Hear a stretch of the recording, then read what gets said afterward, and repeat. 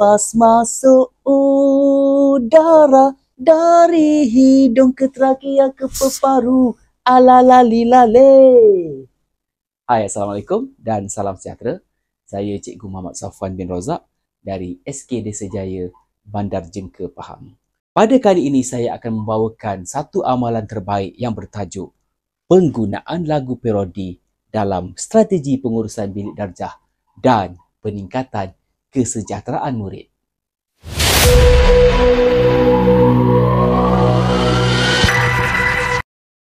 Dalam bilik sains, cabaran sebenar bukan sekadar mengajar kandungan, tetapi bagaimana mengurus fokus, tingkah laku dan emosi murid secara serentak. Konsep sains sering bersifat abstrak dan penuh teknikal. Akibatnya, murid cepat hilang fokus, kurang berminat dan ada yang berasa tertekan.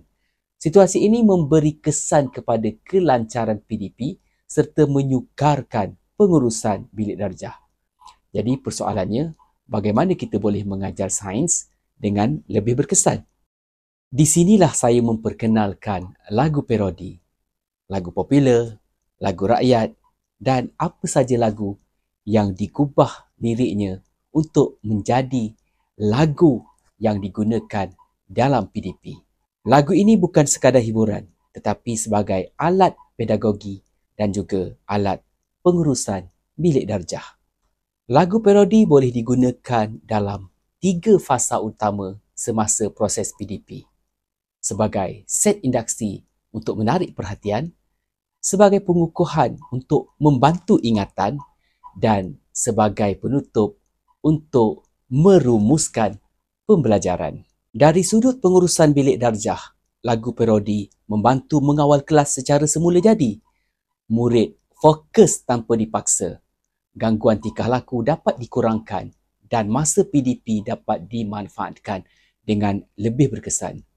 Hubungan guru dan murid juga menjadi lebih positif kerana pembelajaran berlaku dalam suasana yang menyeronokkan dan saling bekerjasama.